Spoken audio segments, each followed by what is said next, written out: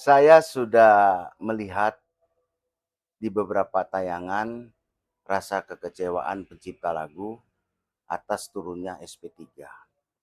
Jadi begini, jika kita menempatkan persoalan ini secara objektif dan profesional, maka perasaan tersinggung atau rasa sakit hati atas pernyataan Rizky Bilar sebagaimana disampaikan oleh pencipta lagu, jangan dilihat dari sudut pandang tunggal, tapi harus dilihat dari sudut pandang sebab akibat.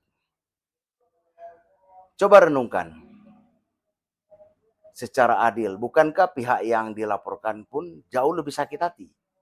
Karena secara terang-terangan menyebutkan nama Lesti Kejora di ruang publik. Padahal kan belum tentu yang bersangkutan itu memenuhi unsur pelanggaran hak cipta. Yang perlu kita pahami sebagai pelapor, bahwa berdasarkan pasal 120 Undang-Undang Nomor 28 tahun 2014 tentang hak cipta, pelanggaran pidana hak cipta ini adalah delik aduan. Artinya pihak yang melaporkan dugaan penggunaan lagu pada sejumlah kanal musik dan platform digital harus terlebih dahulu memastikan secara jelas siapa mengunggah konten tersebut, siapa yang memiliki kanal, serta siapa yang mengelola memperoleh manfaat ekonomi dari akun digital tersebut. Pendekatan ini tidak cukup hanya dengan melihat siapa yang tampil dalam video atau siapa yang menyanyikan lagu tersebut, melainkan harus diarahkan pada pihak secara faktual, memiliki kendali dan tanggung jawab atas distribusi serta monetisasi konten. Dan secara sederhana, pelanggaran hak cipta itu terjadi ketika sebuah karya digunakan tanpa izin dari pemegang haknya. Dan penggunaan itu bertujuan untuk mendapatkan keuntungan secara komersil.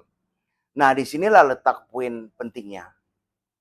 Kita harus menganalisa siapa sebenarnya yang menerima manfaat ekonomi dari penggunaan karya tersebut. Karena dalam perspektif hukum, pihak yang secara nyata memperoleh keuntungan komersil itulah yang relevan untuk diminta pertanggungjawaban dan berpotensi menjadi subjek laporan. Nah, menurut analisa saya, sebaiknya pengajuan pra peradilan dikaji lebih mendalam lagi. Jangan sampai permohonan kembali ditolak untuk kedua kalinya. Objek pemeriksaan dalam pra peradilan akan mengerucut pada alasan hukum penghentian dan penolakan laporan. Jika dalil yang diajukan belum didukung oleh bukti yang kuat dan tervalidasi, maka sangat berisiko permohonan tersebut dinyatakan ditolak atau tidak diterima untuk kedua kalinya. Oleh karena itulah, langkah yang lebih bijak adalah memperkuat dasar pembuktian terlebih dahulu sebelum menempuh upaya pra peradilan.